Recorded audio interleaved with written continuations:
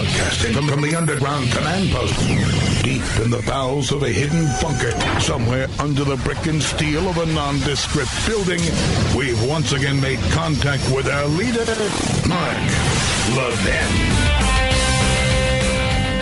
Hello, America. I'm Mark Levin. Our number, 877-381-3811, 877-381-3811. Man, you're hearing a lot of talk about a constitutional crisis from the media, from the liberals. Can you tell the difference between the media and the liberals and the Democrats? How are we sounding, by the way, Mr. Producer, okay? All right. Constitutional crisis. Now, I want you to think about something. On this program, I talk about the Constitution all the time. The power of the courts. Right now, far outside what the framers intended. They don't call that a constitutional crisis. The federal bureaucracy, 2 million strong. You won't find that in the Constitution. The entrenched federal bureaucracy. That's not a constitutional crisis. When you have presidents like Obama creating his own laws like DACA, that's not a constitutional crisis. We have Democrats insisting that we should eliminate the Electoral College. Now, why do we have the Electoral College? To make sure the small states are fairly represented. Otherwise, we never would have had a republic. They would never have joined these bigger states. There would never be a country. They say, so what? We have power. We want to get rid of it. When it comes to the Second Amendment, constantly it's under attack. They don't call that a constitutional crisis. The First Amendment. I'm not talking about freedom of press. I'm talking about religious liberty, the free exercise thereof. When that's under attack, Baker's under attack and so forth and so on, they don't call that a constitutional crisis, do they? The 10th Amendment, the Federalism Amendment, which is dismissed completely by the Supreme Court. It's in the Constitution. They don't call that a constitutional crisis. The bastardization of the 14th Amendment to suggest that what was really intended there was that foreigners who who come into this country and have babies in this country and are here illegally, that they're now automatically American citizens. They don't call that a constitutional crisis. We have sanctuary cities nullifying federal law and the Supremacy Clause of the Constitution. They don't call that a constitutional crisis.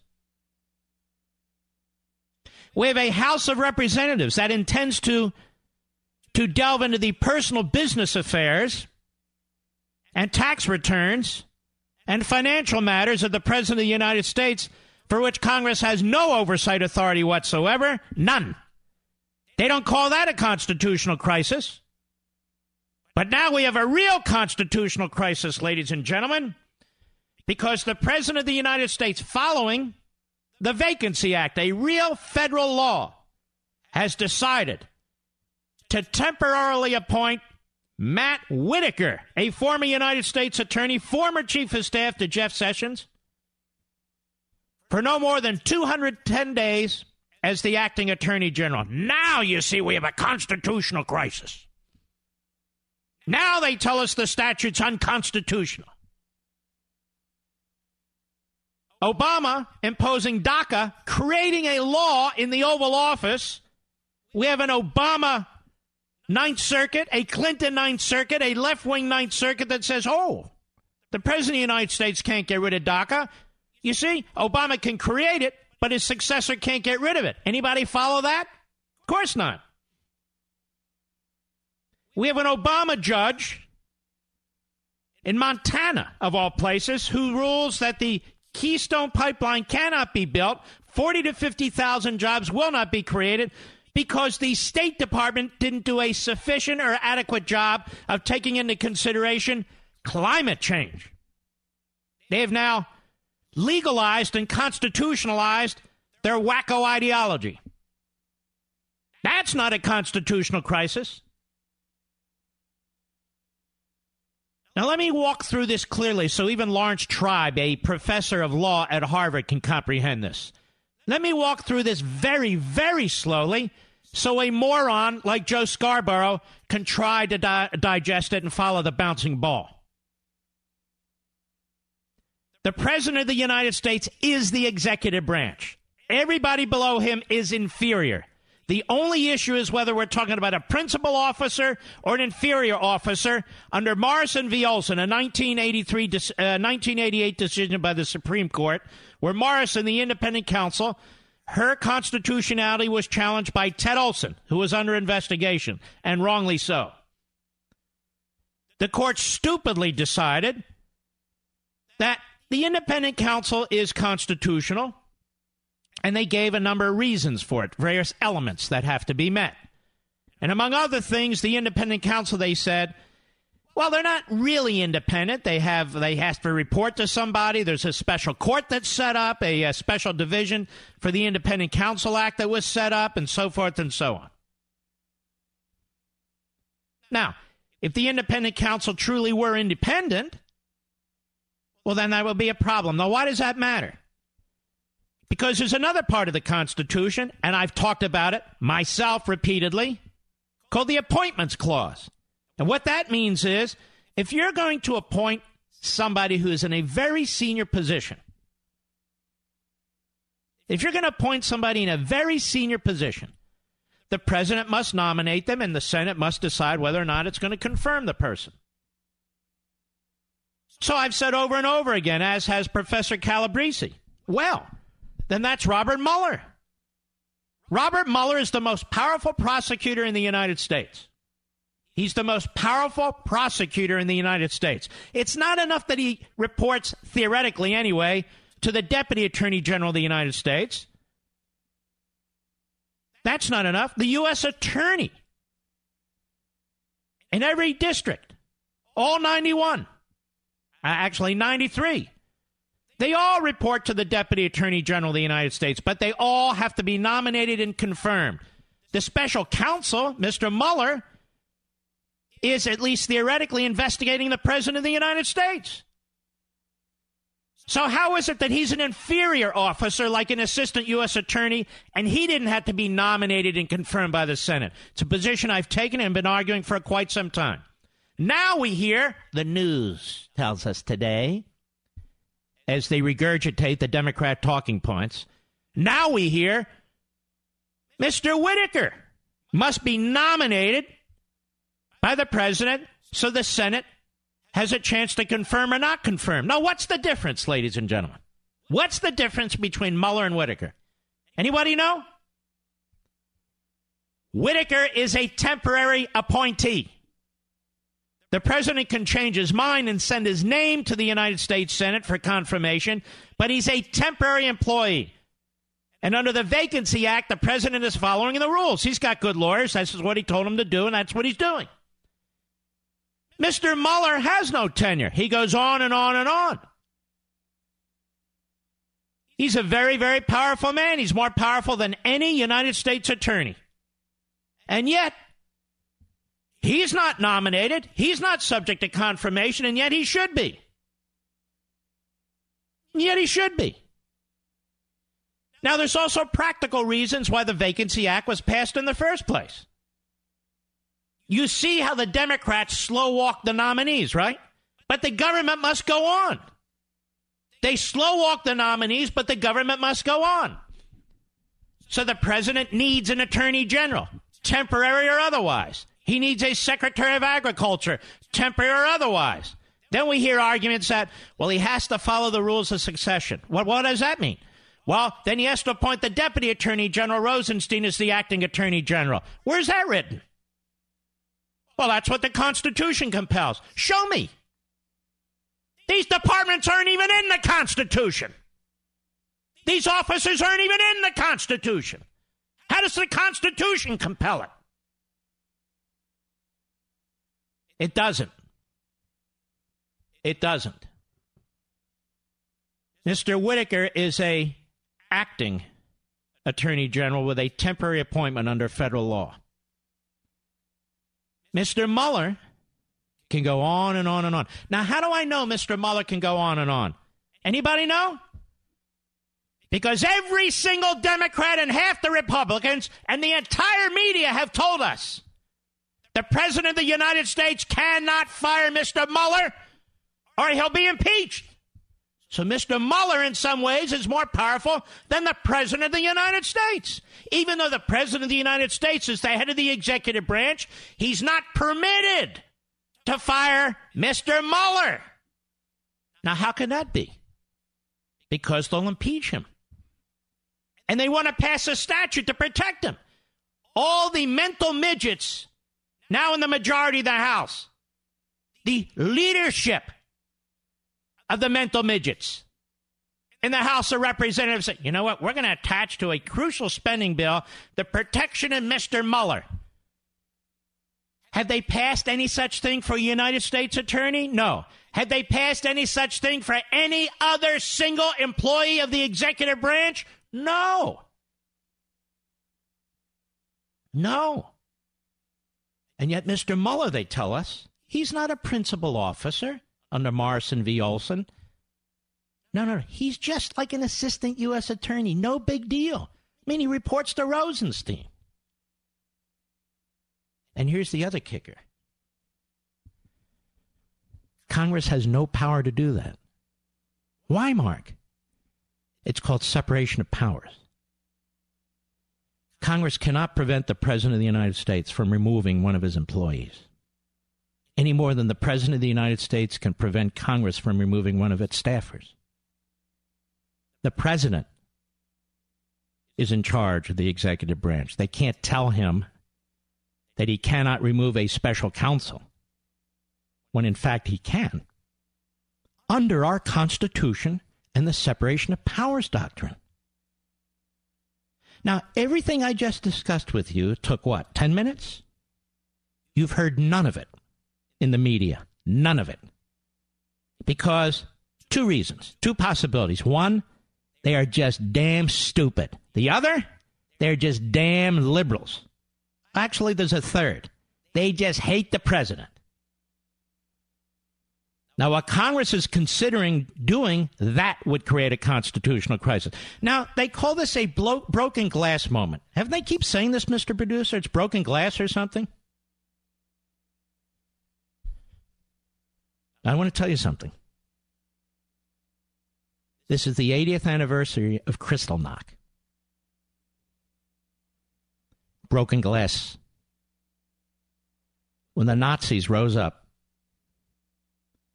and started dragging Jews out of their businesses, out of their apartments, out of their homes, out of their cars, beating them, killing them, breaking glass.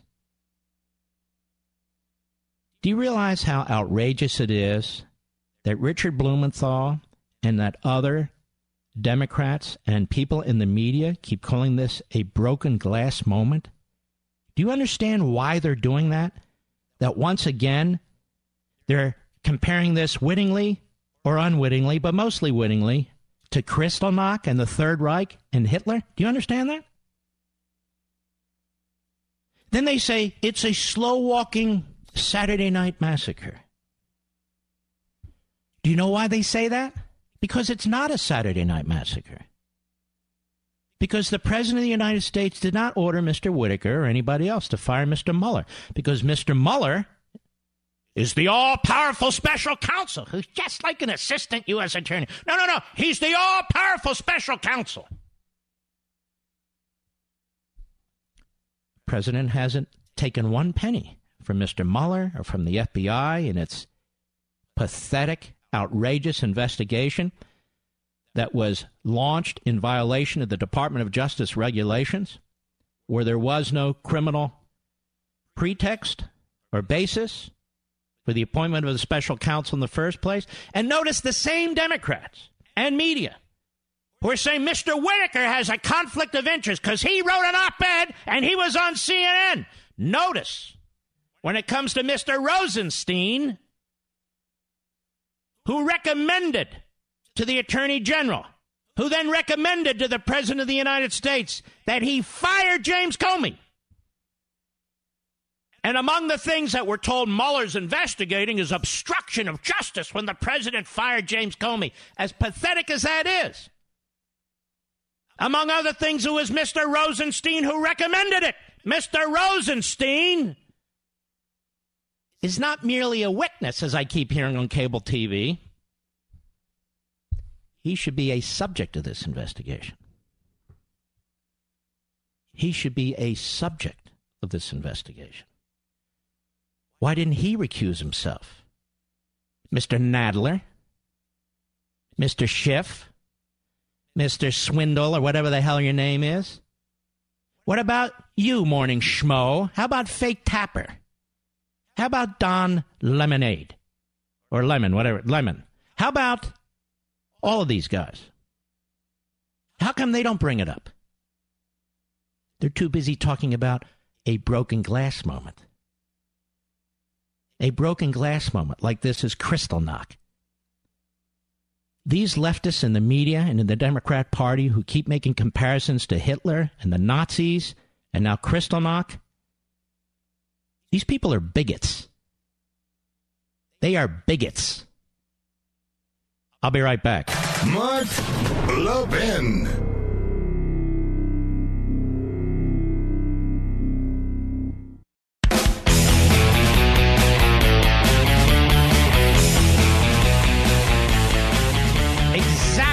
Exactly 80 years ago tonight, Kristallnacht took place, also known as the Night of Broken Glass, where the Nazis took to the streets. It was a pogrom against the Jews throughout Nazi Germany, carried out by the SA paramilitary forces. The SA paramilitary forces. Mr. Bloomberg, who claims to be Jewish, he also claimed to be a combat veteran in Vietnam. Blumenthal, I guess his name is. Richard Blumenthal of Connecticut has said this is a broken glass moment. It is a break the glass moment. See, he knows. He's actually comparing what took place with Jeff Sessions to the Nazis killing, dragging Jews out of their homes, and beating them up, to what the president did. This is a sick time in our history.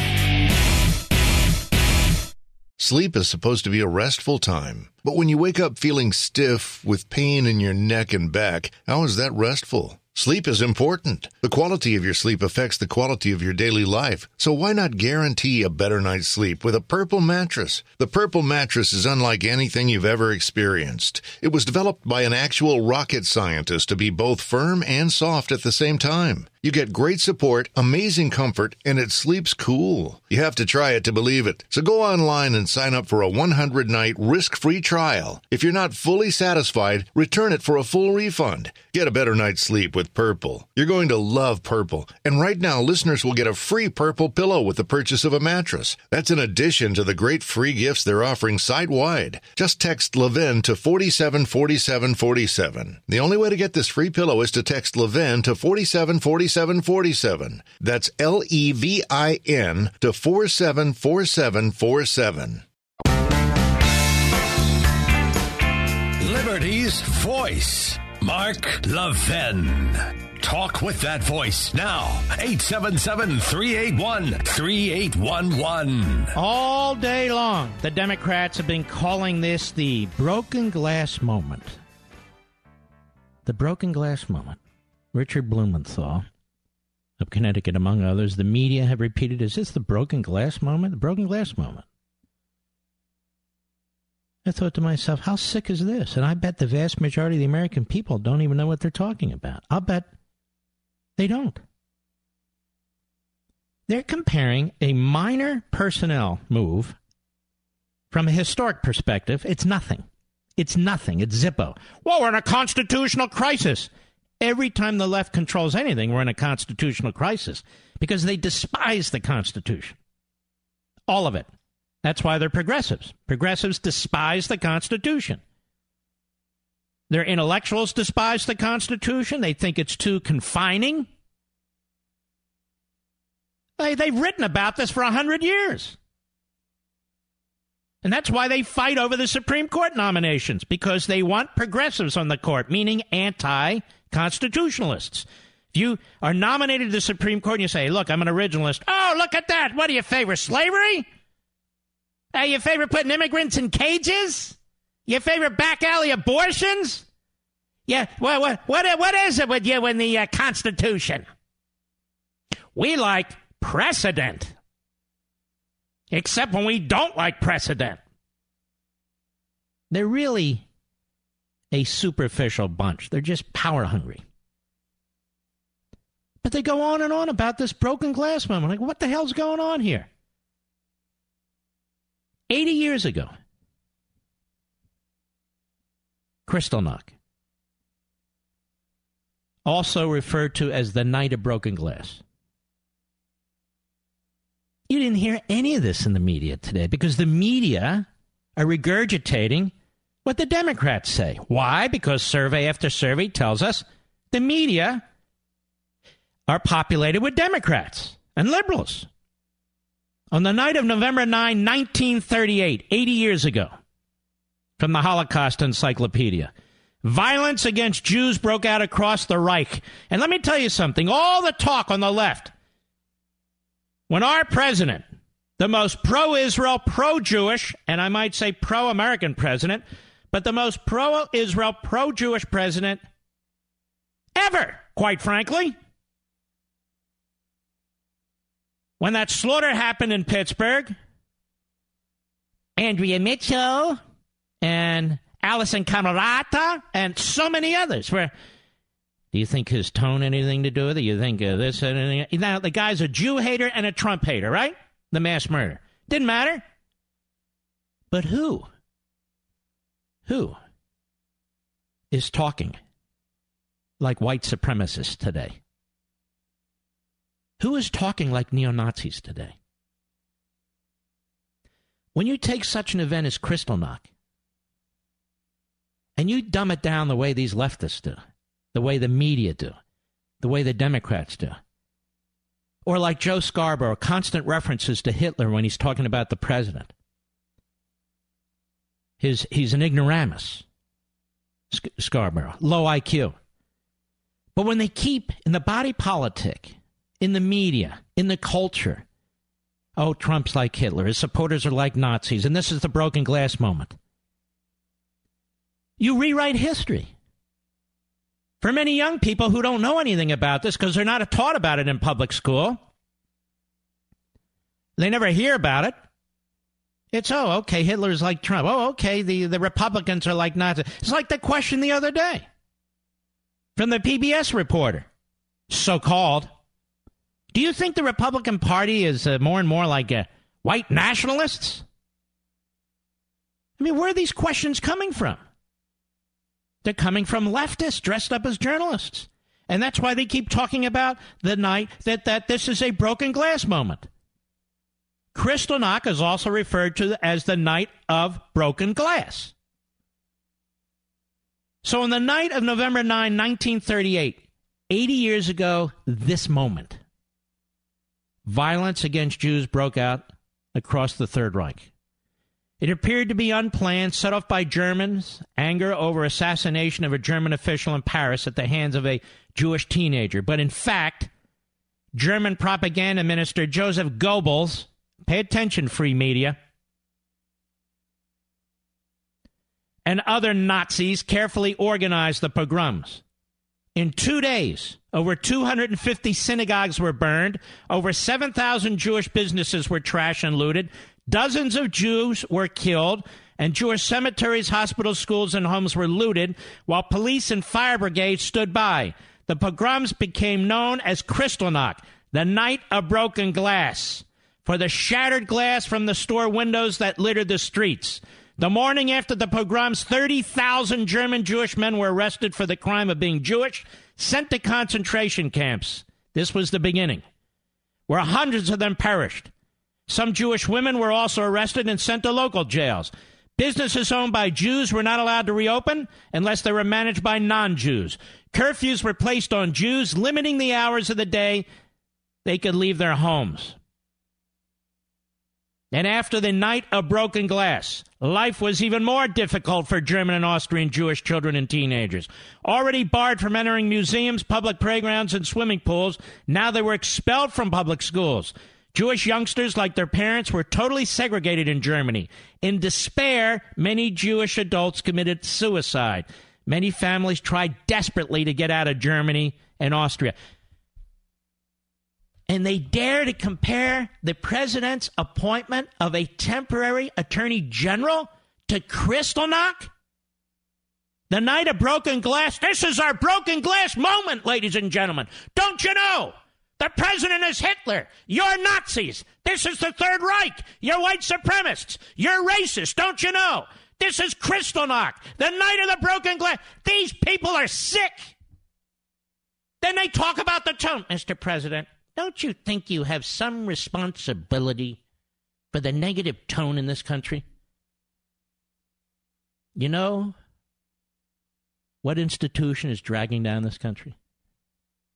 The media. Do the media inform the American people anymore? I mean, 10, 20%, yeah. But on the whole, is that their objective? Do the media inform the American people? Are the media really concerned about the power of government? Are they concerned with the fact that Donald Trump was elected president?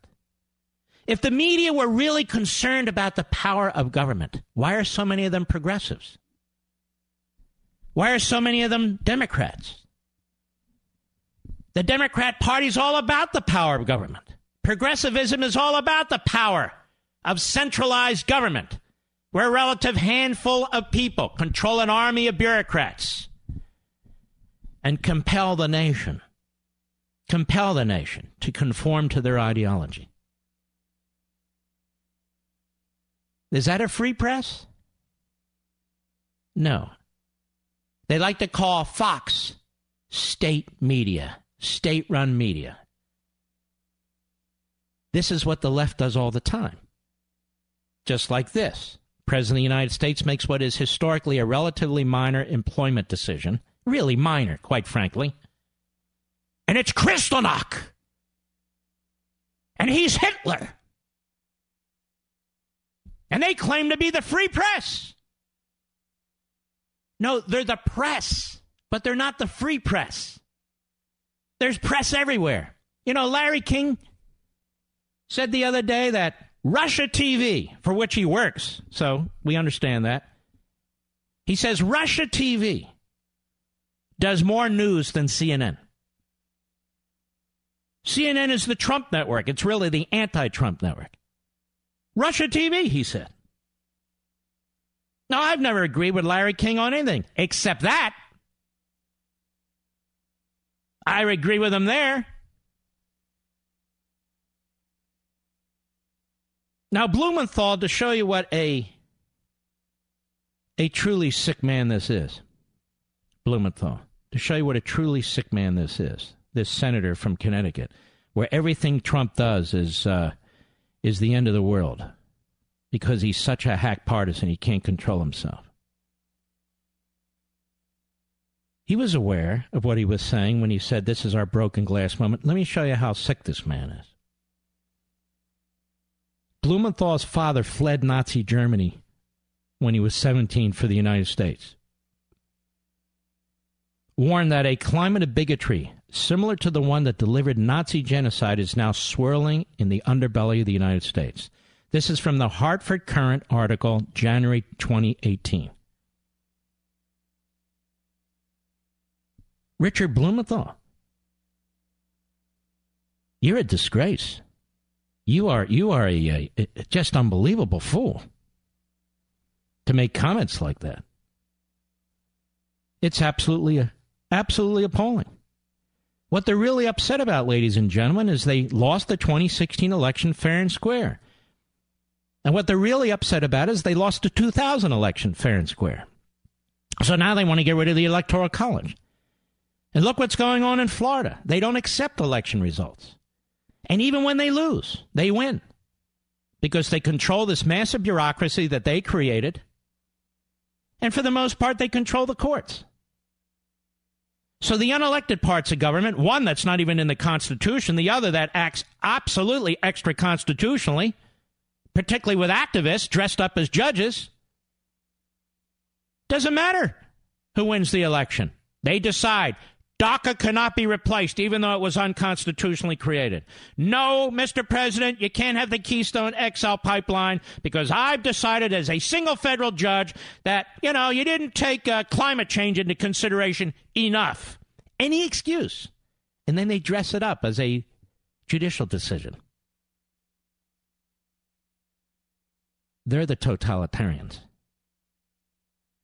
They're the tyrants, not us. We want government out of your face. We believe in individual liberty. We believe in the founding principles. And we're not going to allow those who embrace the ideology of Marx and Engels and Hegel and Rousseau, 3 or 4 of whom come out of the German ideology, we're not going to let them paint us like they choose to. And we're not going to allow the party of slavery and segregation and Jim Crow to claim that we, the people of liberty, who believe in a colorblind society, are somehow racist because we don't embrace their ideology. That just ain't going to happen. The good, the true, the beautiful. How can one begin to understand these high and noble ideals? It starts with the right kind of education. And that's tough to find these days. But I know one college that provides a comprehensive education of the very best kind. An education in the philosophical, political, theological, scientific, and literary heritage of the West. Hillsdale College. Every student, regardless of their major, spends half their time on the same liberal arts core curriculum studying science, religion, history, mathematics, philosophy, literature, and the Constitution. Do they do that at Harvard? Do they do that at Yale? Do they do that at Columbia? I don't think so. At Hillsdale, all students learn about our great Western and American heritage. The result? Hillsdale alumni are leaders with intelligence and character, making a difference in their families, communities, and country. But it all starts with a core curriculum that develops moral and intellectual virtue, the core that helps them understand the good, the true, and the beautiful. This is the Hillsdale core curriculum. This is learning for the long run. Discover what education is meant to be. LevinforHillsdale.com, LevinforHillsdale.com. And I might remind you that it was the ambassador to the court of St. James, Britain, during the presidency of Franklin Delano Roosevelt, who was communicating with Hitler behind the scenes, Joe Kennedy Sr. Even FDR had to yank his ticket and bring him back to be chairman of the SEC. And I might remind you, it was the New York Times. The New York Times that censored reporting coming out of the Holocaust and the Third Reich. The paper of record. Right, Maggie Haberman? The paper of record. I'll be right back. Mark Levin.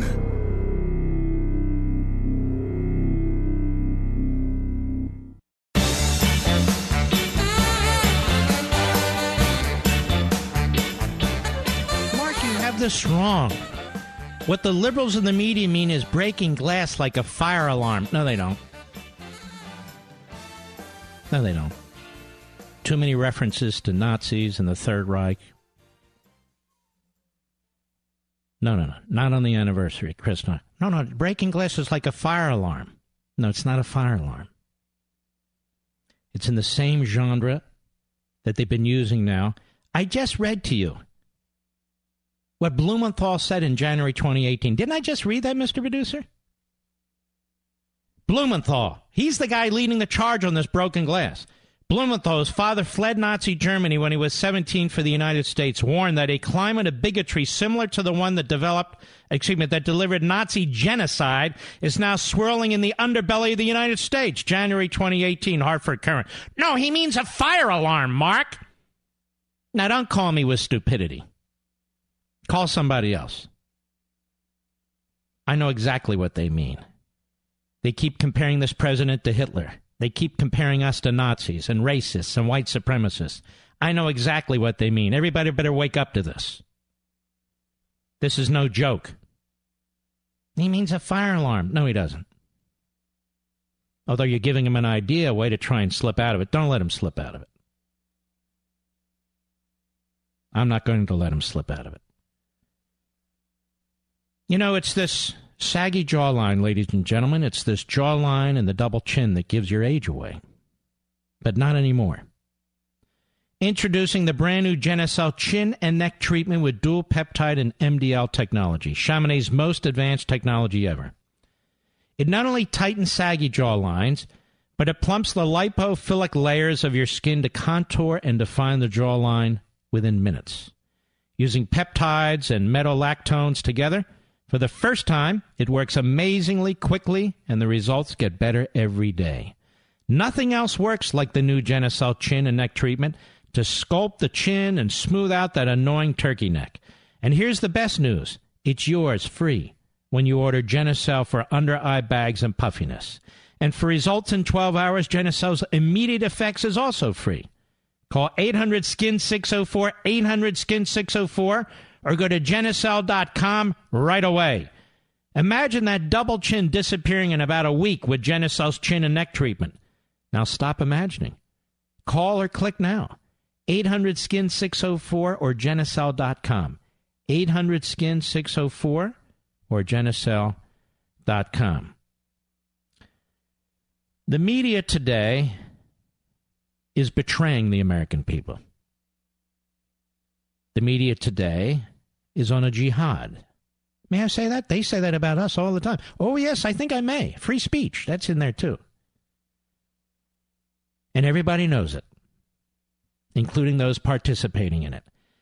And these so-called media professional organizations have no intention of informing its members that they need to clean up their act and conduct themselves in a professional manner. You can ask a president questions relatively aggressively. You can ask a president pointed questions. It's, there's one president you couldn't. Barack Milhouse Benito Obama. You ask him one question, he filibusters for 20 minutes. And you better not interrupt them. And if you do interrupt them, the other reporters will attack you. I'll be back.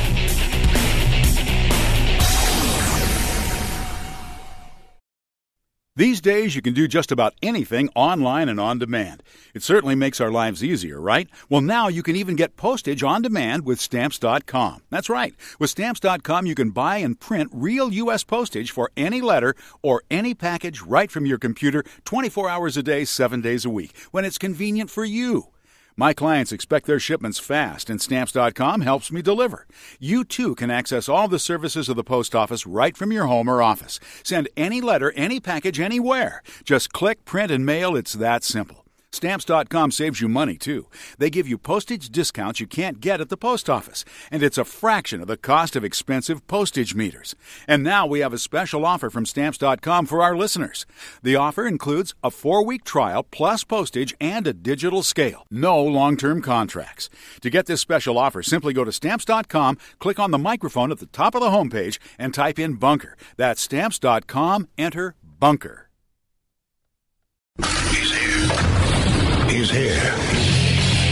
Now, broadcasting from the underground command post, deep in the bowels of a hidden bunker, somewhere under the brick and steel of a nondescript building, we've once again made contact with our leader, Mark Levin. Hello, everybody. Mark Levin here. Our number, 877-381-3811, 877-381-3811. There's a lot of shenanigans going on in Florida. And the man who was the first to call it out and is deeply concerned about it is Senator Marco Rubio. Senator Rubio, how are you, sir? Well, I'm doing well, and I'm blessed, but I'm concerned about what's happening down here with Broward County and partially Palm Beach as well. Tell us the latest. Well, let's just start with the basics. The basics are that in Florida, our early vote, the law requires early votes, which ended on Sunday, to be tabulated, downloaded to your system, and then uploaded to the state before 7:30 p.m. on Tuesday night. That did not happen in Palm Beach County. It did not happen in Broward County, and it eventually happened in Palm Beach County about a day and a half later, but it has still not been fully completed with Broward County. Now, adding fuel to that fire is not only have they not sent it, they have refused to tell anyone exactly how many additional ballots they have received or are counting. So we have no, and that's a public record law. And here's the second point. It is true that in every election cycle, there are still votes for another few days because you have ballots come in from overseas, military and the like. You're supposed to report that every 45 minutes. Palm Beach County has not reported. They're still sitting on an untold number of absentee ballots, mail ballots. We don't know how many. Haven't been reported to the state yet. And they are also, and then Broward County, who still has early votes, and they have not reported since 7:30 last night and have only been reporting once or twice a day. Palm Beach hasn't reported at all since 10:30 in the morning on Wednesday. So they're not complying with the law. Governor took them to court. The court found that Broward County supervisor has violated the Constitution, violated Florida law, and issued a court order that she make all this public by 7 p.m. tonight. And I'm just obviously awaiting news here to see what the governor has been able to get in terms of just understanding what we're dealing with. It's amazing, isn't it, Senator? You have a lot of counties in Florida. It's a big state. It's got a big population. And it always comes down to this handful of Democrat counties, doesn't it? How does that happen? Well, in fairness, let's look at that. That's one of the problems that I have, right? So Miami-Dade County had more votes, had more ballots cast. It is voted Democrat. It always does, 61% for Senator Nelson, 60-something% for Gillum. They got their work done. I mean, I'm not happy about the result. I wish we would have won it, but, they got their work done. So Broward County's excuse is, we're really big. We have a lot of voters. You don't have more voters than Miami-Dade. And then I look at Bay County, where Panama City is. They got hit by a Category 4 hurricane 4 weeks ago, a little bit over 4 weeks. They had no power for at least 2.5 weeks in some cases. They had 52% turnout, and they were able to turn around their election. Now, is it smaller? Sure, but they also have less personnel. So it's just not excusable. And this is not new, Mark. I mean, this is a woman who runs this department who has been caught destroying ballots. There was a recount in the Wasserman-Schultz race 2 years ago. When the court finally ordered her to produce the ballots, they found out she had destroyed them. She had destroyed them. They were opening absentee ballots early. And in Palm Beach, a very partisan person, I served with her in the legislature, Susan Booker, is the elections chief. In the governor's court case today, he has a sworn statement from an individual under penalty of perjury saying that they witnessed ballots being replaced. If there's a damaged ballot, the law allows you to replace it by making a duplicate ballot. But you have to do that in the presence of witnesses, representatives from the campaign. They did not allow representatives, at least from Scott's campaign, to watch them making the new ballots. So that is a big warning sign. There's going to be a lot to work through here. Why don't people ever go to jail over this stuff, or do they? Well, they if there's been fraud committed, they absolutely should. And again, look, our fundamental challenge right now is just finding out what we're dealing with. Because one of the most important things an election supervisor has to know is how many ballots do you have in your possession? Maybe not counted yet, but how many do you have? How many have been cast and are in your possession? They need to know that regularly, every day. That's one of the most important things they do. Their inability or unwillingness to tell us sounds the alarm bell. Because why would you not tell me if you have 10, 20, 30, 40,000 ballots? You get suspicious about it. So I just think now one of the keys for the last 48 hours is we want people to be paying attention to all this. I think the more people are paying attention, the less likely it's going to be that we have anything improper happen that could impact the outcome. In the end, the outcome is what it is. There's going to be an automatic recount. But we are dealing in Broward County with an election supervisor of a history of violating the law in ways that have impacted elections results in the past. And there's two things I notice people are doing to you. They're attacking you as a conspiracy theorist, and then the fact that you can't actually get physical access to what's going on. They say, hey, can you prove it? Well, look, you can't. If a house is on fire, you can say the house is on fire, but you can't prove everything that took place in the house. I mean, you're supposed to prove the negative. Yeah, no, but this is not. I can prove this, and here's the proof.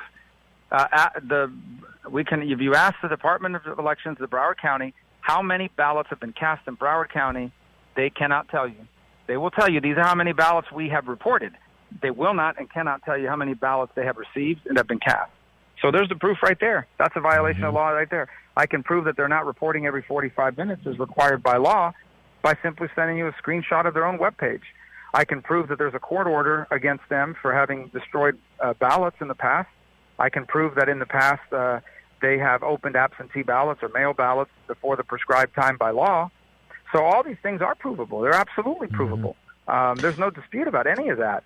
Can I prove that someone went in and stole a ballot and changed the results and in favor of the Democrats? No one's alleging that right now. What we want to know is what's going on here, because it is highly suspicious, at the least, to be able to produce 50, 60,000 additional ballots since the end of the election cycle, and nobody and you not have told anybody. If they had told everybody on Monday night we got 60,000 more ballots to count, they never did it. Every day it's just a rolling tally, but a refusal to tell us how many. All that is provable. And those who are overlooking it, frankly, have shown that what they care more about winning elections than the integrity of our democracy.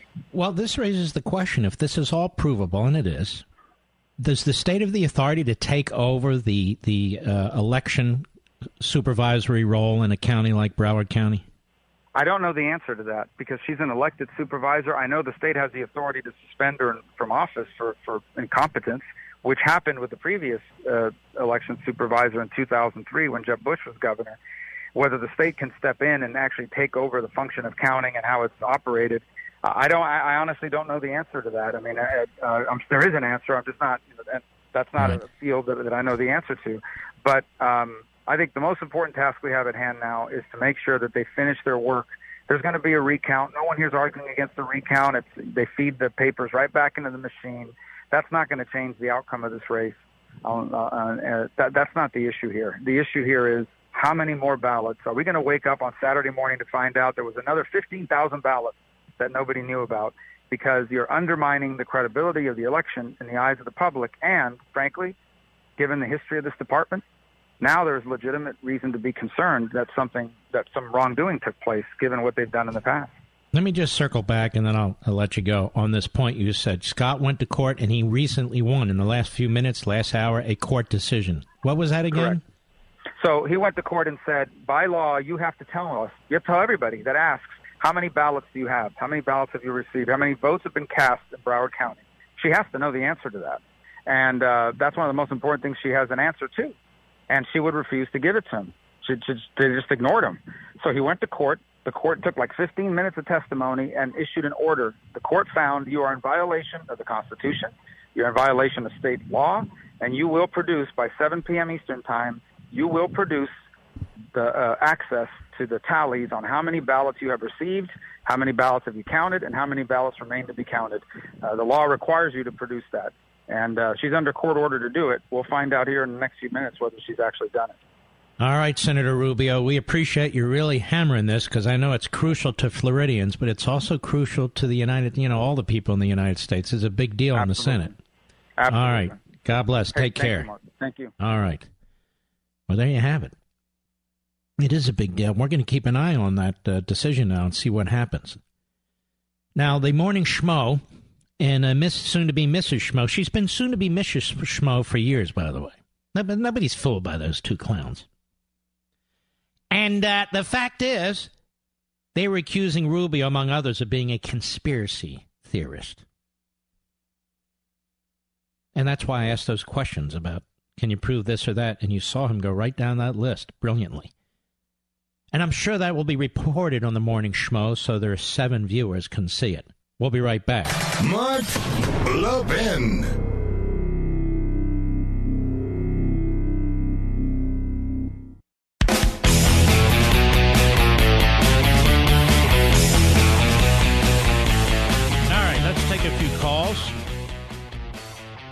See, it's Friday. A lot of guys put their foot on the brake and kick their feet up.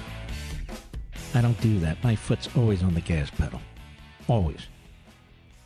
Roy, Orlando, Florida, the great WSKY country. Boy, are you hearing us on WSKY, really? WSKY, and I'm in the Villages, Florida. Wow. Thank you. How are you? It's an honor to talk to you, Mark, and I want to give you my blessings for your dad. Thank you very much. You know what? You're a retired cop, right? Yeah. I'm going to give you a copy of his book, and I should be doing this to cops. So don't hang up after your call, okay? Okay. Go right ahead. Mark. Thank you. I'm working 10-hour shifts now, and I enjoy coming home later at night because I get to listen to you. I faithfully listened to you when I was in New York. today at work, what really got to me was a guy had this sign on his desk, "Protect Mueller, save our country." I mean, what the hell What is an it going to idiot. take for these people to wake up? No. But Mueller is a imaginary figure to them. That's their hope to try and take Trump out. Right? There's no respect for our president. You know what I have on my desk? Here's my sign on my desk. You want me to read it to you? Go ahead. The duty of a patriot is to protect his country from its government. What do you think about that one? And that's coming from a constitutionalist that knows what he's doing. The whole Constitution. They create a government, and then they protect us from the government. That's the whole point. They created a government really to protect the civil society. And what's happening is the government under progressivism is devouring the civil society. Anyway, listen, don't hang up. I want to give you a copy of my dad's book. I appreciate it. I am broadcasting from Florida today. I'm down here to see my mother this weekend. And I have to be honest with you, it's very tough. I'm always honest with you. I wear my emotions on my sleeve with you. And my father, from time to time, he would give me some of his artwork. And from where I broadcast, it's on the walls. And during the break, I get up and I take a good close look at it. And he had a wide variety of interests and techniques in what he did. I've got his book, Our Police, right on my desk. It's just a tough night. Let me put it to you that way. Anyway, let us go to Aaron. New York, the great WABC. Go. Thanks for taking my call, Mark. It's an honor to speak with you. You're a great American and an inspiring conservative intellectual. And I'm a perspiring conservative intellectual. Thank you, sir. I wanted to add to your comment about Kristallnacht and the comparisons to Hitler. It's something that I've been saying since that's been bubbling around the media.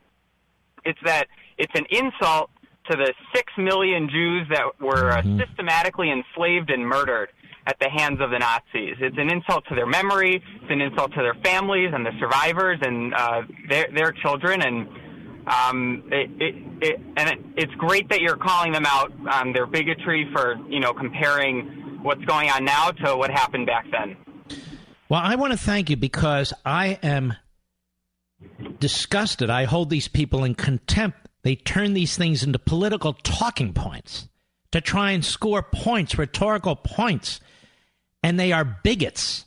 They truly are bigots. To dismiss what took place in Germany, to dismiss the Holocaust, as the New York Times essentially did, for the media to continue to cover that up and treat that as the paper of record, to continue to cite the New York Times, for reporters to want to work for that lousy, good-for-nothing institution, and then tell us they stand for freedom of the press. They stand for themselves, the press. They do not stand for the concept of freedom of the press. They hate us. They hate at least half the country. They call us names. They talk down to us. It's not freedom of the press. That's a lousy, rotten, good-for-nothing press. That's what that is. And to continue, as you point out, to continue to besmirch the people who suffered and died during the Holocaust under the Third Reich by treating what took place over there like superficial political talking points, laugh lines, is nothing short of bigotry. That's exactly what it is. I'm going to keep calling them out, whether they like it or not. What do you think of that? I think that's a great idea. Keep up the good work and saying the good word. All right, thank you, sir. Which means they will do everything they can to destroy me. They will do everything they can to destroy me. And here's what my family knows about me. I say what I believe, and I believe things I've really thought about. That I've really thought about. You're not listening to somebody who just looks at a website or somebody gives them a talking point. No. I give these things a lot of thought. And I embrace them, and I revere them. And I'm going to go down fighting. Some people go down physically, literally fighting. Our military, our cops at times, and so forth. In this profession. If that's the way it is, then that's the way it is. But I'm not going to be a Pollyanna about this stuff. I do more on this program to defend the Constitution and all the Bill of Rights and all aspects of the Constitution, including freedom of the press, than any one of these leftists on CNN or MSNBC. Tell me, what has Jake Tapper done for freedom of the press? What has Jim Acosta done for freedom of the press? They have betrayed freedom of the press. They've betrayed the purpose. They defend Jim Acosta. Jim Acosta is doing nothing but hijacking a presidential press conference, and by doing that, he's not punishing the president, he's punishing we the people. The press are supposed to be in that room to ask serious questions, to get serious information for we the people. For we the people. They say, we're not the enemy of the people, then why do you hate us so much? On your very networks, you have guests and commentators who call us racists when we're not. I had Shelby Steele on my program on Fox a few months back, as you know, an African-American, a brilliant, brilliant man, and he's written about this topic many times in many places. And he says the left used racism to shut down debate and to claim a higher moral authority for their political views, and that if you don't agree with them, in fact, if you disagree with them, then there's something wrong with you. And we see it play out time and time again in the press. That's not freedom of press. That's the press, and it's lousy. I'll be right back.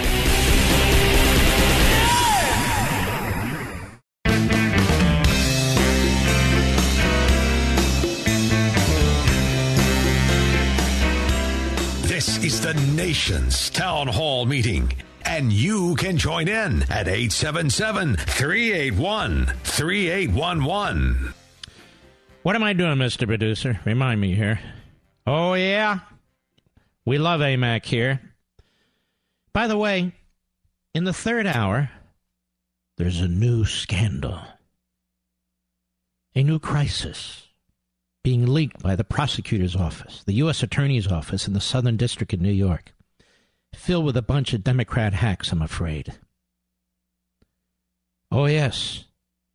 When the president paid hush money to two women, and he was intimately involved in paying the hush money, and not only that, in at least one case, he used the National Enquirer.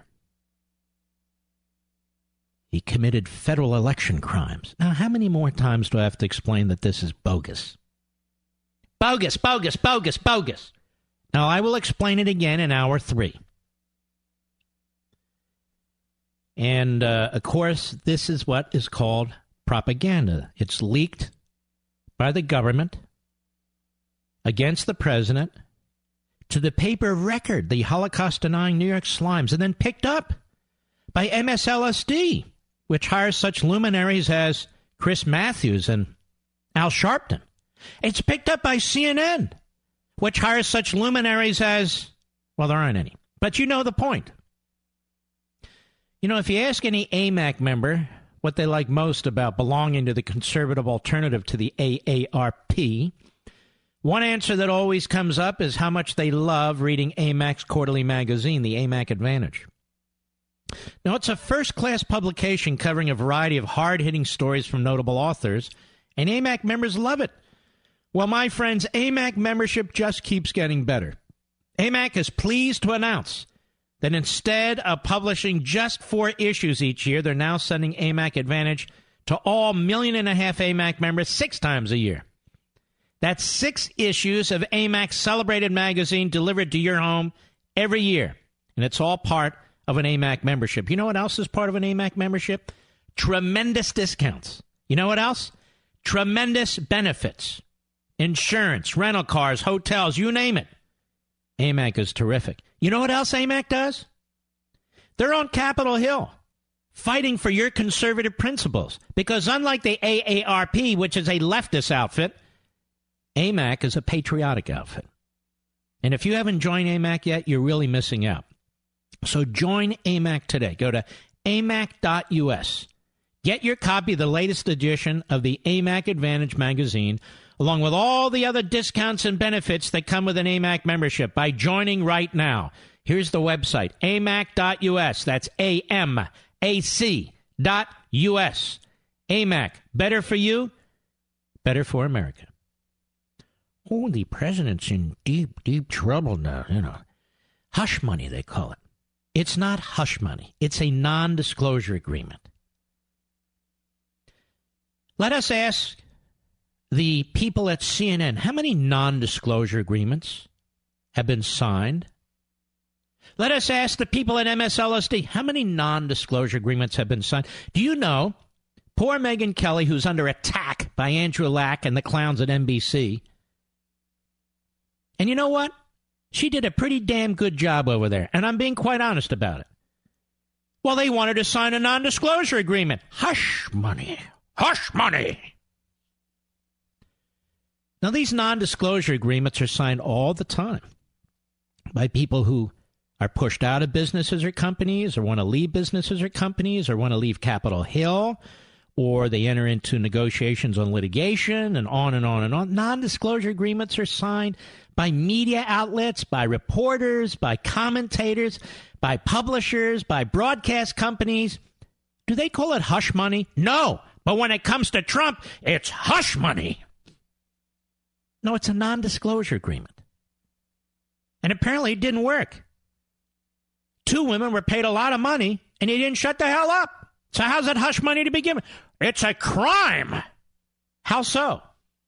Well, he wanted them to be quiet so it wouldn't hurt his election chances. Well, that's not a crime. Hey, Southern District of New York, you're really not that good. Your prosecutors, you're really not that smart. You may have gotten Michael Cohen to cop to these 2 because you had him on tax fraud and loan fraud and all kinds of fraud. But the President of the United States is 1,000 times smarter than Michael Cohen. Certainly more than Lanny Davis. Lanny. Who calls their kid Lanny? You got 1,000 names to pick from. I have an idea, honey. What? Let's call him Lanny. Would you call your kid Lanny, Mr. Producer? No. No, would not call my kid Lanny. It's like a boy named Sue. All right. Let's take another call, shall we? Let's see here. Lanny claims to like me.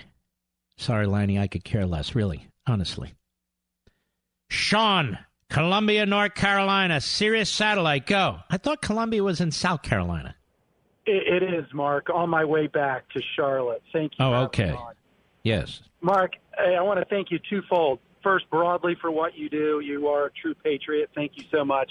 Thank you. But more specifically for tonight, going into the whole breaking of the glass, unbelievable. Initially I was falling for the ruse that it was breaking the glass for the fire alarm. And it is unbelievable how evil these people are. And listening to you on the radio. And by the way, if they were talking about a fire alarm, wouldn't they say, it's time to pull the fire alarm? Yes. Oh, of course. Break the glass and pull it. But they didn't say that. This is our broken glass moment. Our broken glass moment on the anniversary of Kristallnacht. They can't run that by me. I hit that fastball right out of the park. It's amazing. It is unbelievable.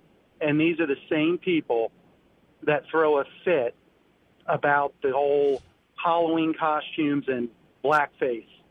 Yet they Well, look, I get the blackface stuff because that was very, very derogatory. So I have to say I agree with that. But anyway, go ahead. And I will tell you, at first I laughed at it.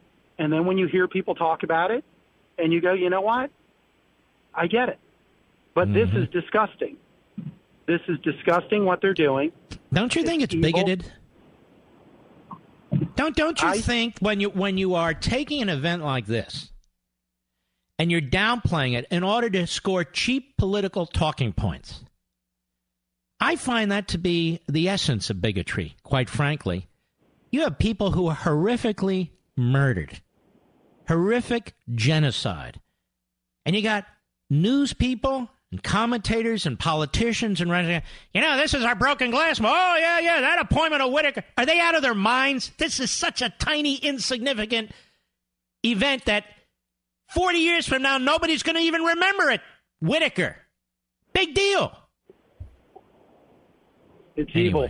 It's pure evil what they're doing. All right, Sean. Thanks for your call, sir. Let's go to Shane in New York, the great WABC. Shane's gone. Zach, Sarasota, Florida, on the Mark Levin app. How are you? I'm doing all right, Denali, and it's an honor to speak with you tonight. Thank I you. just have a question for you in reference to Broward County and Palm Beach County. I know it caused a lot of tension. How from Mrs. Snipes the past 3 days. I didn't hear you. What about Mrs. Snipes? Based on her actions over the past 3 days, can those election results be non-counted? I don't think so, but here's what I don't understand. If you have a deadline to tally the vote and turn it into the state, does the deadline mean anything if you can keep counting? It seems to me that's the deadline. Anything after that, you're out. Even the IRS has deadlines. After that, you're paying a penalty, right? Exactly, and that's why, because they've been tampering with them for the past we know why. We know why they do this. The reason why the Democrats don't want any standards for voting, the reasons why they don't want any rules, the reasons why they don't want to clean up the voting lists is because they cheat. They're cheaters. All the time. They're cheaters. Yes, that's sir, why they wanted early voting called motor voter. And a lot of conservatives like me said no, because it's very, very difficult to keep track of that. Or provisional ballots. What the hell is that? You can't tell somebody if somebody should be voting or not, then get out of the line. You don't get to vote. If you can't show that you're a United States citizen, you're a resident of that specific town and locality, then get out of line. I don't understand. Well, I do understand. One more thing, Mark.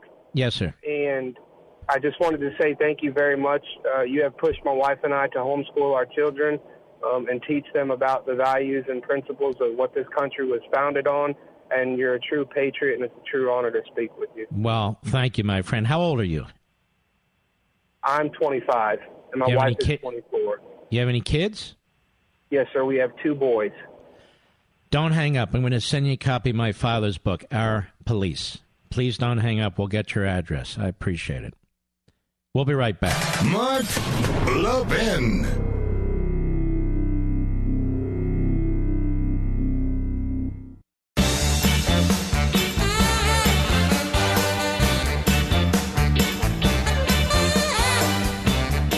President of the United States better understands the Constitution than most of the media, most of the Democrats, most of the law professors.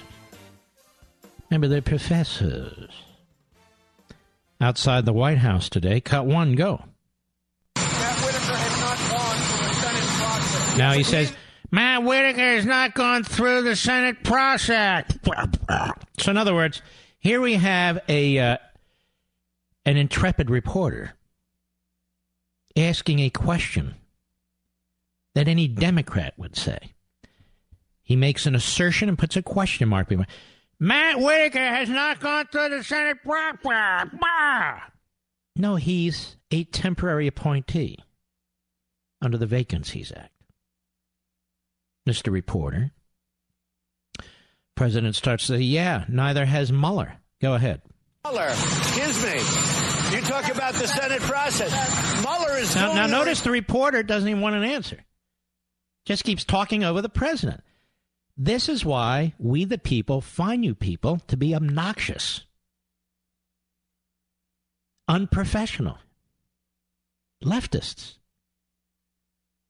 never Trumpers. Go ahead. He hasn't gone through the Senate process. So you're saying Whitaker hasn't, but Whitaker has. Wait a minute.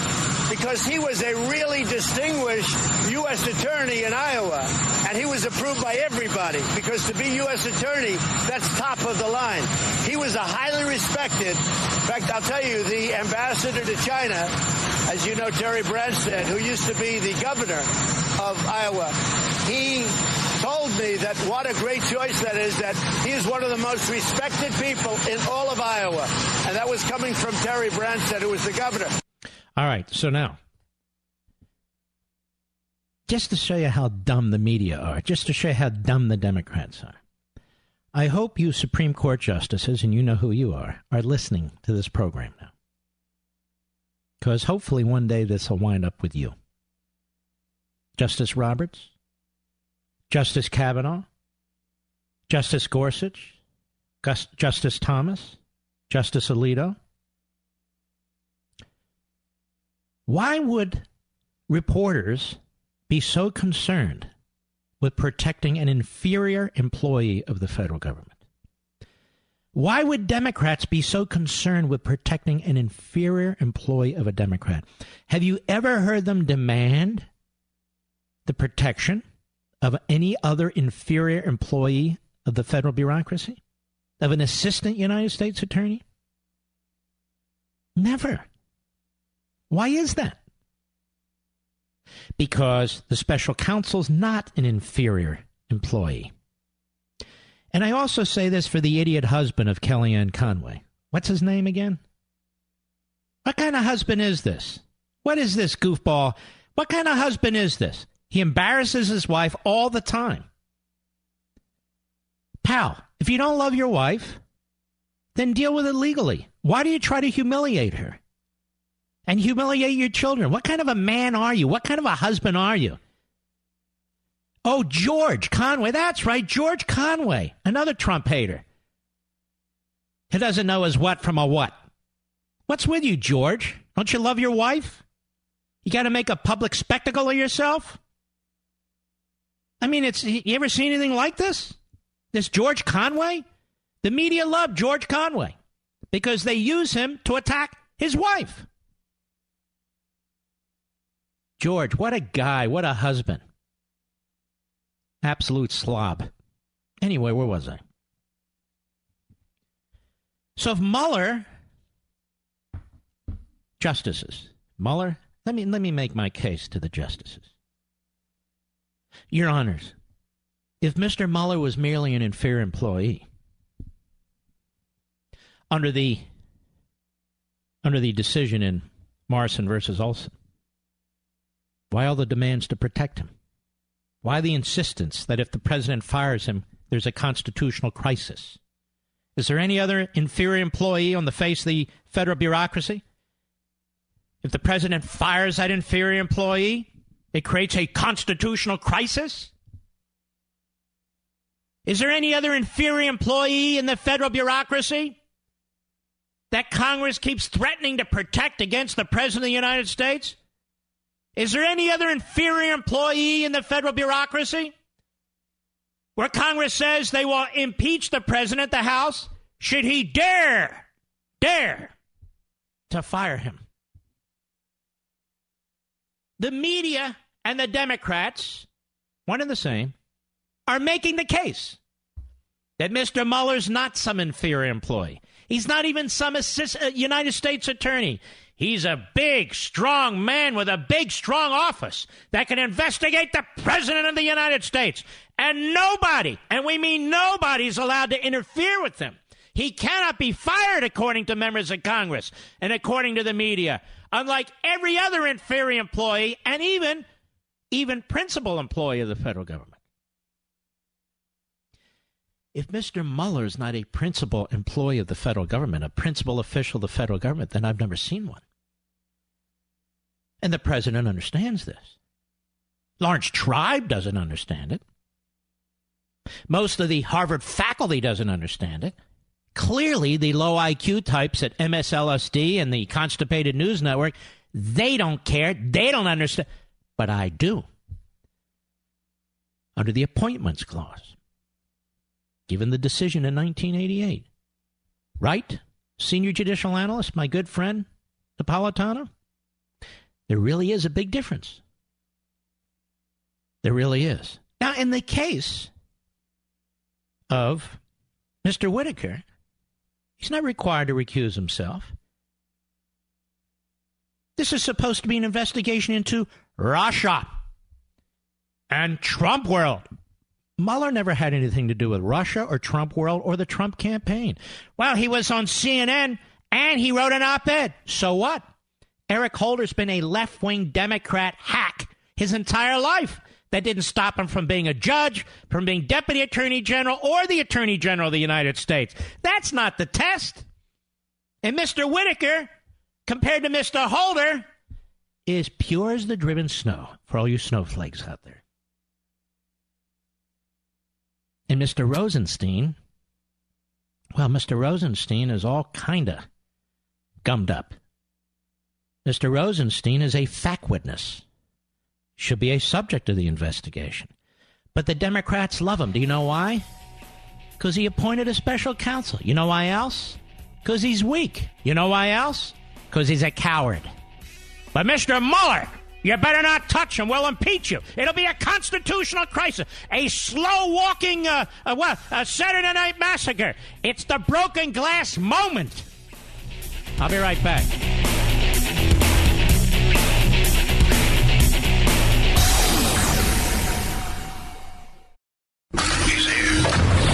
He's here. Now, broadcasting from the underground command post, deep in the bowels of a hidden bunker, somewhere under the brick and steel of a nondescript building, we've once again made contact with our leader, Mark Levin. Everybody, Mark Levin here. Our number, 877-381-3811, 877-381-3811. Before we get into this nonsense about hush money,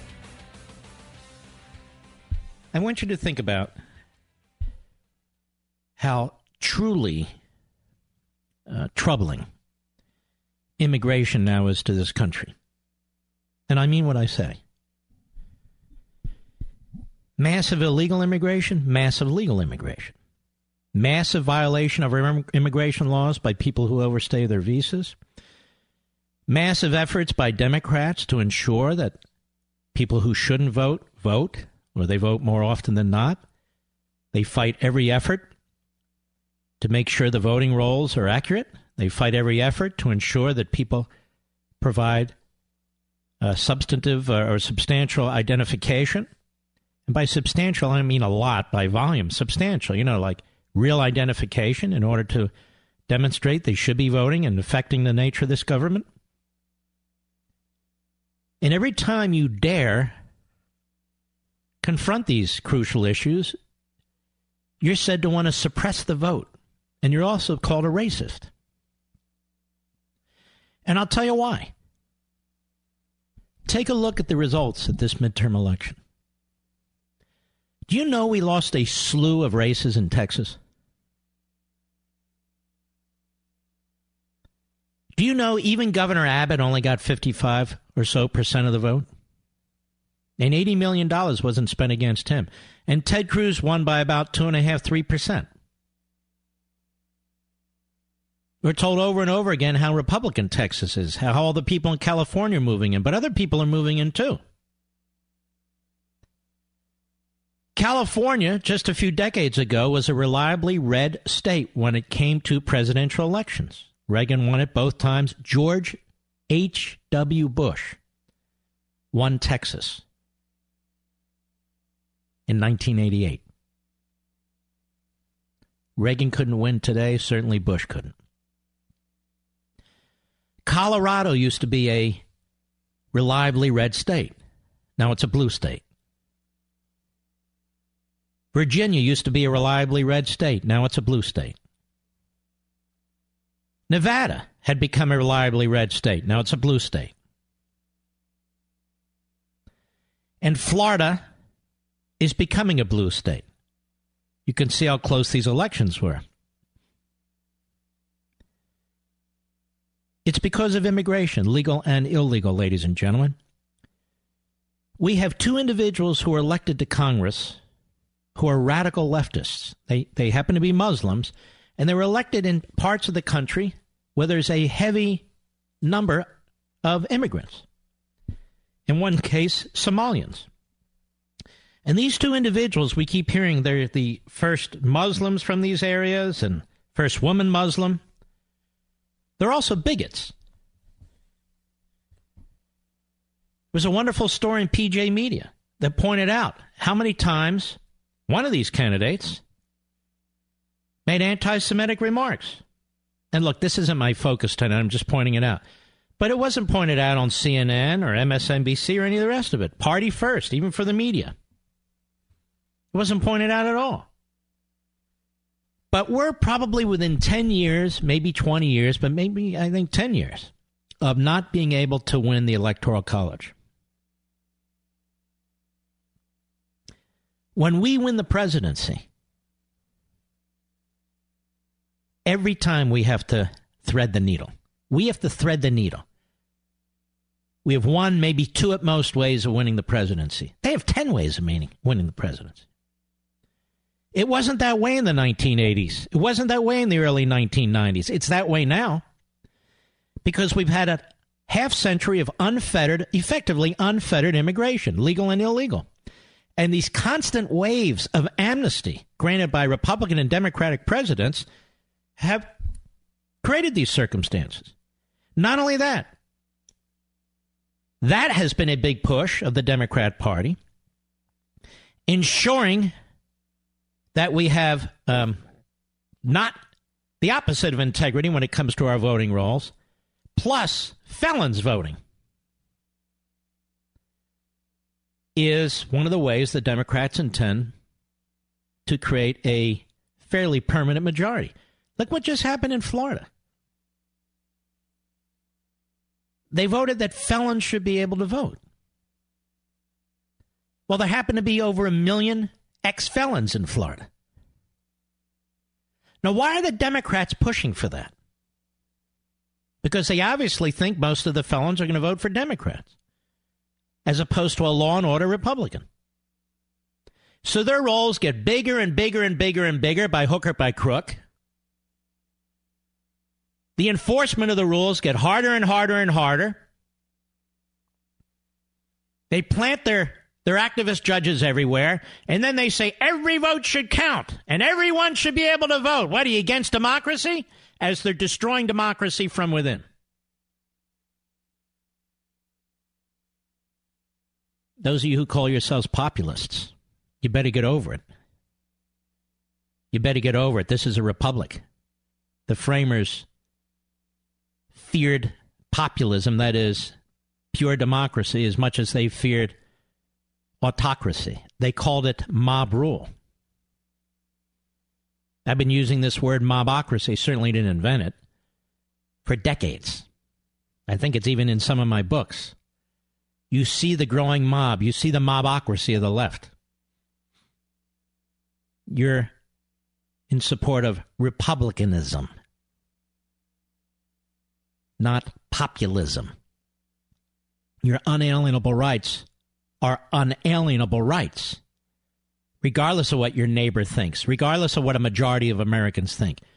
Those are your God-given rights. Well, then how can you be a populist?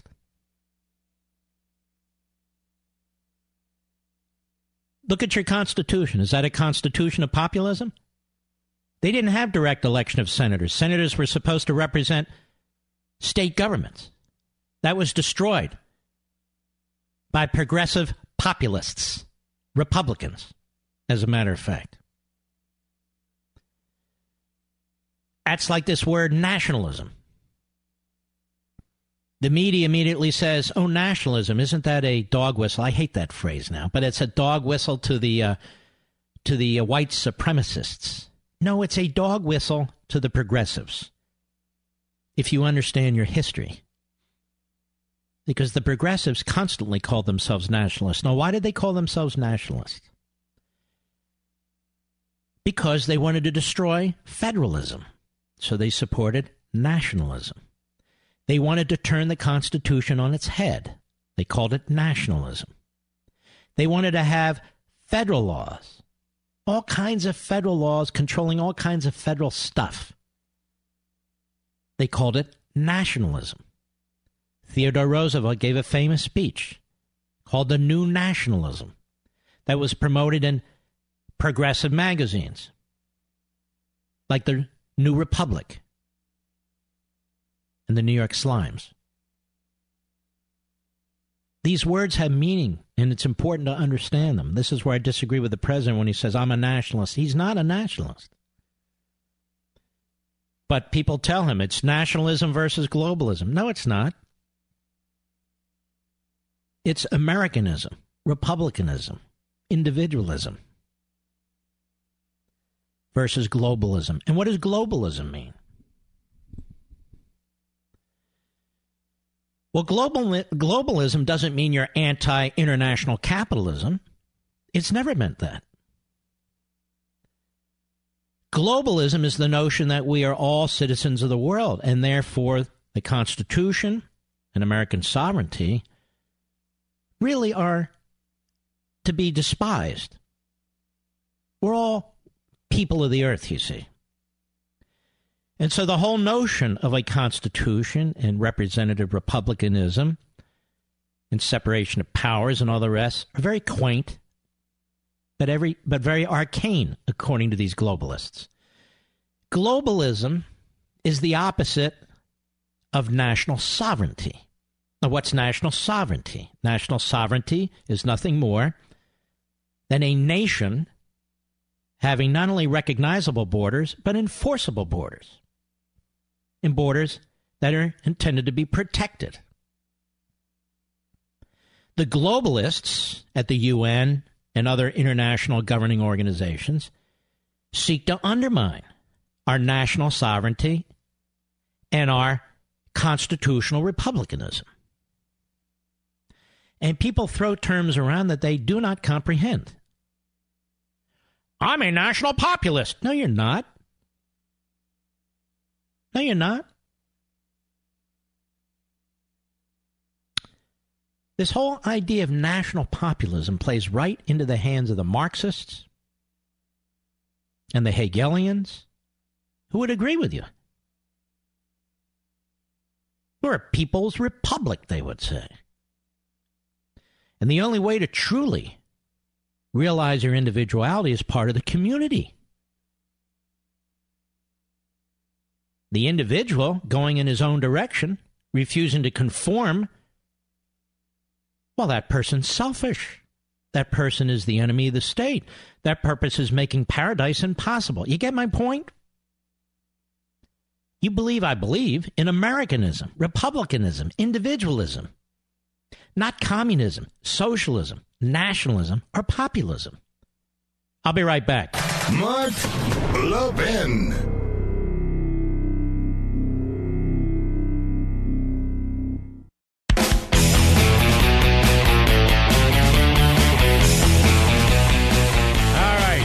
TV, baby. There's your real conservative digital TV. And I'm not kidding. It's called Conservative Review TV, CRTV. We don't make any bones about it. We're not named after animals or anything, Mr. Producer. Do you ever notice the state of the lib media and wonder how it got to where it is today? You know, we used to have journalists who we were actually proud of, who searched for the truth, brought you the stories that mattered. But now we don't. At least not most of them. Most people recognize when President Trump does something well, and he does it well often. And, of course, they'll point out when they disagree with him. That's okay, too. So why is it that every story on these liberal outlets is negative? On Levin TV, we're not here to carry water for anyone. But we are here to be honest. Good or bad, we're bringing you a principled perspective on every story, on every subject. Not only that, we discuss philosophy and history, economics. This is why we've gotten amazing feedback from our subscribers who say that CRTV is unlike anything they ever got with liberal outlets on cable. We have 20, maybe now 21 magnificent hosts. the vast majority of whom are not on cable or network or satellite TV. If you want to watch them, you got to watch them on CRTV. Steve Crowder, unbelievable. Phil Robertson, unbelievable. Eric Bolling, good man. Andrew Wilkow, same. We've got many, many others. Once you start naming them, people are, why didn't you name the others? They're all great. But we need your help. If CRT is going to continue to grow at the pace we've seen over the last year, we want you to participate too. This is the real, the true conservative place to go. CRTV. We don't make any bones about it. You know, different hosts, different content, different personalities, but still all of the same genre. We don't make any apologies for it. So try us out free for 30 days. Give us a try free for 30 days. No risk at all. Just go to levintv.com, LEVINTV.com, or give us a call at 844-LEVIN-TV. That's 844-LEVIN-TV. Now, there are others trying to copy what we've done. Notice I said copy what we've done. Go with the original. We've blazed the trail. Go with the original. 844-LEVIN-TV. That's 844-LEVIN-TV. We don't even have a cable channel to promote it, quite frankly. So check us out. I know you'll love it. All right. Now I want to get to this issue where they're breathing heavily in the media. The spittle is flying all over the camera lens. They're so excited they're handing out Depends. Hey, and listen to the phraseology they use. The president paid hush money to keep two women quiet before the election. And it turns out he was involved in the details of the payment of hush money. And in at least one case, the money was laundered through the National Enquirer Company. This has caught the attention of the U.S. Attorney's Office in the Southern District of New York.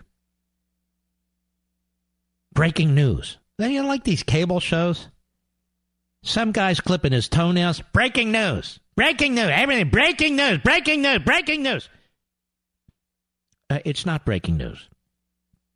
Certainly not in this case. We've talked about this already. Michael Cohen is a fool. He pled to 2 felonies involving the violation of election laws that are not felonies. You're allowed to enter into non-disclosure agreements involving private matters that occurred even before you're president of the United States. You're allowed to do that. Well, he did it to hush them so it wouldn't hurt his election. He's allowed to do that. There's nothing illegal about that. Nothing whatsoever. Well, he worked with the National Enquirer, and they killed a story, and they offered to make a payment for the woman's silence. So what? That's not illegal. That's not laundering money. Laundering money, ladies and gentlemen, is when you get ill-begotten money and launder it through a process to try and cover up the initial crime. There's no crime here. There's no money laundering here. But the geniuses in the Southern District of New York, they're best prosecutors in the world. They've got this all figured out. And they've leaked it all to their favorite media, including the Holocaust-denying New York Times, where I believe Maggie Haberman works. All the reporters want to work there. Brian Stelter used to work there. Who's he? Exactly. They all want to work for a newspaper that helped cover up the Holocaust because they didn't want to upset Franklin Delano Roosevelt. Oh, those were the days, weren't they? Those were the days of the great media. Just like today. These are not crimes. President is free to pay for NDAs, non-disclosure agreements. Whether he was involved in the details or not is of no consequence whatsoever, period. Next subject of a constitutional crisis. I'll be right back.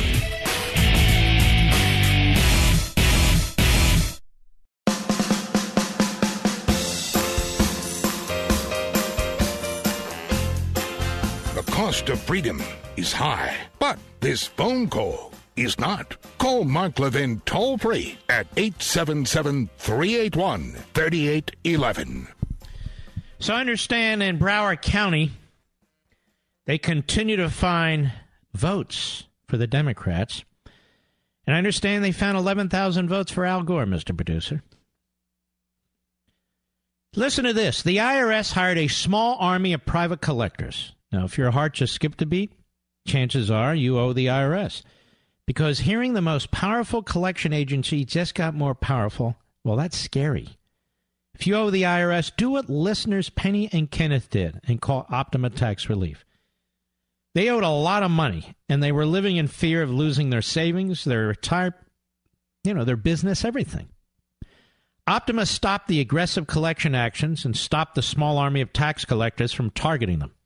Optima knows that behind every tax problem are honest, hardworking Americans with families, homes, savings, and paychecks that need protection. They're experts in the Fresh Start Initiative, a special IRS program that could save you thousands, even tens of thousands if you qualify. Now, that's just one way Optima has resolved over $500 million in tax debt for their clients. Call Optima Tax Relief. Don't keep stressing. 800-499-6300. 800-499-6300. That's 800-499-6300. Well, Mr. Producer, you choose the caller who you think I should speak to. Yes. WPHT, my home city of Philadelphia, where I grew up in Cheltenham. I loved WPHT. As a matter of fact, I remember when it was WCAU. And I have a story to tell you about that one day, folks. Let's see. We're going to Kathy. Yes. How are you? WTRW. Wait a minute. You're WDRW? WTRW. You're Scranton then. Yep, Scranton. WTRW. All right, they told me WPHT. All right, go ahead. Okay. The only constitutional crisis that we're having is in Florida. Yes. That's a constitutional crisis where they can dig up ballots like this, throw them away, do whatever they want with them, and all the Democrats win. Well, I have one other constitutional crisis I've noticed. You ever see Jake Tapper's face, the anguish? I think he's having a constitutional crisis, if you get my drift. Maybe a little X-Lax to help that. Now, let me ask you, Kathy, may I send you a copy of my father's book, Our Police? I would love it.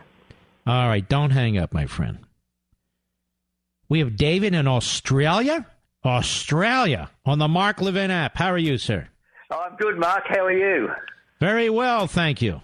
Look, it's great to talk to you. I listen to you a lot. But can I make two comments, if I may? Yes, you may. In Australia, there's two major political parties, the Liberal and the Labor parties. All the politicians, they go on all the networks. No, there's none of this like there is here. Now, here, probably 90% of Democrats only go on the Liberal cable networks, so I'm not telling you anything. But there's no proper scrutiny. There's nothing at all from the interviewers. So here, it is totally unfair to Americans as the media does not serve the people, the news networks, because it's all softball stuff. So I can't agree more with what you said before about the media in this country on CRTV. It's almost totally dishonest to the people of this country. And let me tell you something, David. Survey after survey, analysis after analysis, and not just by our brothers and sisters at the Media Research Center, but by others, Gallup, Pew, Harvard, and these are hardly conservative institutions. They all point the same thing out. So why do they pretend otherwise? Here's my idea for reforming so-called journalism. Let me ask you what you think, David. On those chyrons they have at the bottom, breaking news, alert. When there isn't any, they ought to say, CNN, a Democrat Party outlet.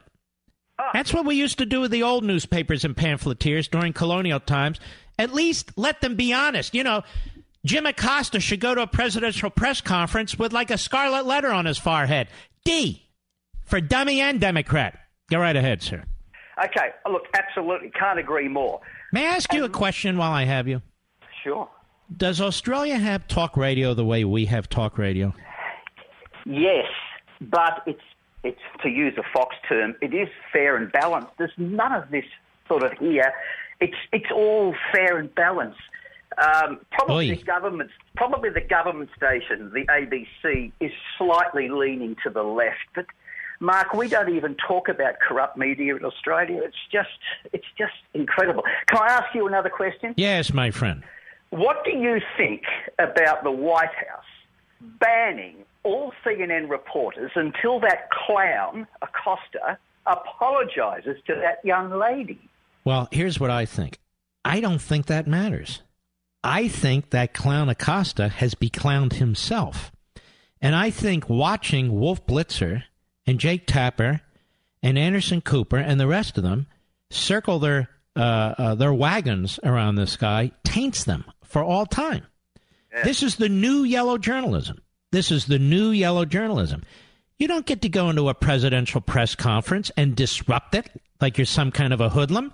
That's not a good reporter, a tough reporter. That's somebody who is sabotaging a presidential press conference. We elected this president. He's the head of one of our branches of government. He's an enormously powerful man doing many things. A question that is intended to elicit information so we, the people, can know what's going on is one thing. A guy that gets into a debate with the president because he doesn't think it should be called an invasion. He likes caravan. Who cares? The hell is that? Well, in Australia, we had a great situation. We're obviously surrounded by water, and Scott Morrison, the current Prime Minister, about 5 years ago, decided to turn all the boats around. So we are so tough on immigration, it's unbelievable. And so we should be. And a lot of sensible countries are now. New Zealand is, you are, Israel is. There's a lot of countries that are sensible about this. But we have a political party within our country. So from within, they want to change the electorate. They want to change. You know, the Democrats say, hey, when you say that, you're a racist. And yet, they're proud of it. They even say, look, we're changing society. And in 2044, the entire complexion of the nation will change. And then if you point it out, it's, hey, you must be a racist. I don't even care about that. I just want to secure our borders. People should come here in an orderly fashion. We get to decide who comes here. They don't get to decide. That's the way immigration's supposed to work. And both parties used to believe that 10, 15, 20 years ago. But the Democrats have figured out the way you win a California now is to turn it blue, turn Colorado blue, turn Virginia blue, turn Nevada blue, start turning Florida blue, and then finally Texas, and then you own the whole enchilada.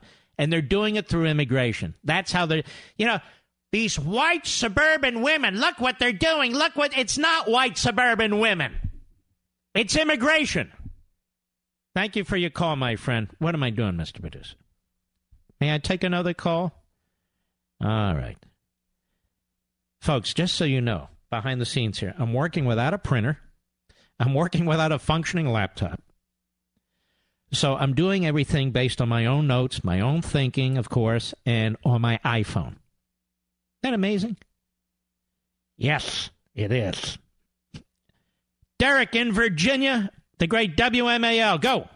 Mark, what an honor. I'm calling from Northern Virginia, one of the few conservatives up here. Just want to thank you for everything you do. The reason I'm calling real quick, I'd like to be quick because I know there's some other stuff to talk about politically here. Calling about our police. I'm in law enforcement. I've been in for 6 years. What I did when it came out is I got on Amazon. I know it's a discounted price there because of what the company does. And I bought about 10 copies of the book. Wow. I passed it around the locker room, conservative, liberals, whoever it was. Not one person said that their children did not like the book. It is a beautiful book. We need more of it. We need more of that type of stuff in mainstream media about police. And, sir, thank you so very much about the word that you spread about law enforcement and what you do for us and what you do for conservatives. Thank you, Mark. Wow, what a great honor. Thank you, sir. And I know my dad's listening. Thank you. And we have example after example now, don't we, of our wonderful men and women in law enforcement. Example after example. The pipe bomb case, the synagogue case, this recent case in California. I mean, I want you to think about this. In Pittsburgh, those cops went right through that door. They knew that guy was shooting at him. 4 got injured, 1 quite seriously. And in California, those cops went right through that front door. A deputy sheriff, a sergeant, and a state trooper, and one was murdered. And you know, it's easy to support the police under circumstances like this. The liberal media, they'll celebrate police under circumstances like this. But they'll turn around on a dime when it's politically expedient, when they can use the race card yet again to trash the cops. And that's the difference.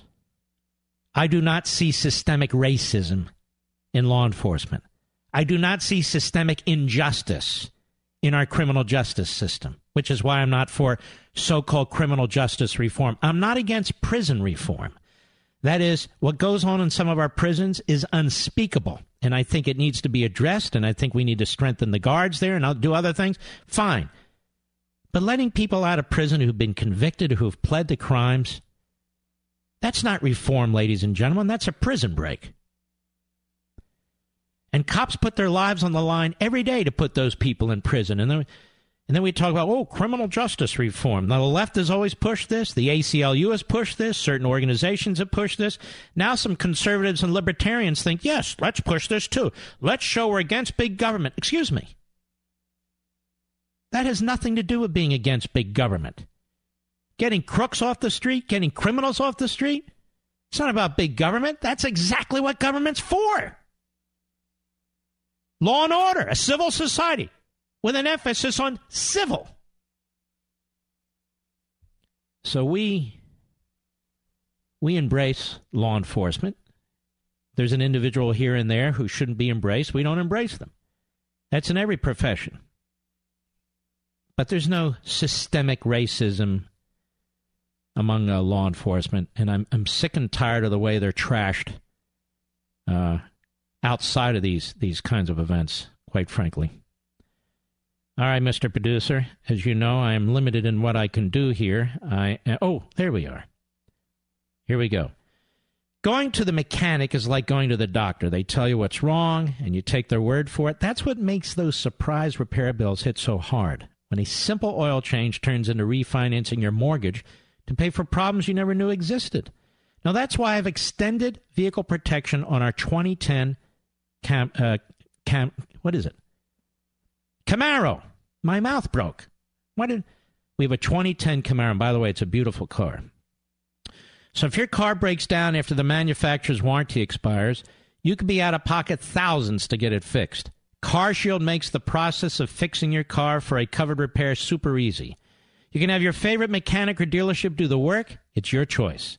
They also provide you 24/7 roadside assistance and a rental car while yours is being fixed for free. Now, if your car is 5,000 to 150,000 miles, that doesn't mean you have to pay high repair bills. CarShield administrators have paid out close to $2 billion in claims, and they're ready to help you. Save yourself thousands of future car repairs. Get covered by the ultimate in extended vehicle protection like I did. Call 800-CAR-6100 and mention code Levin. 800-CAR-6100, code Levin. Or go to their website, carshield.com, and use code Levin. Either way, you save 10%. That's carshield.com, code Levin, or call 800-CAR-6100, mention code Levin, get your 10% discount. A deductible may apply. We'll be right back. Mark Levin.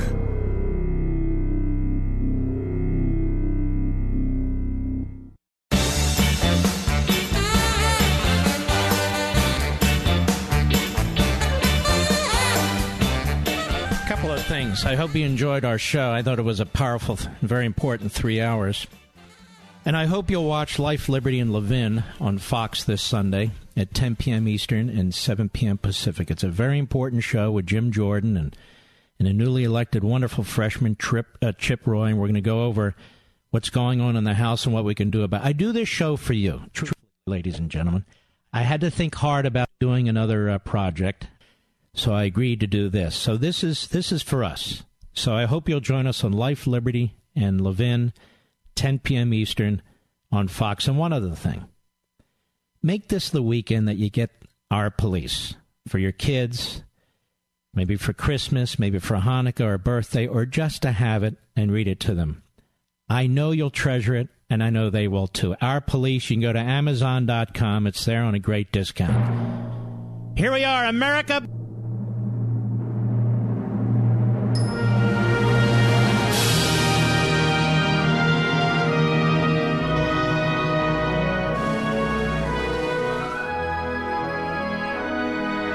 For you.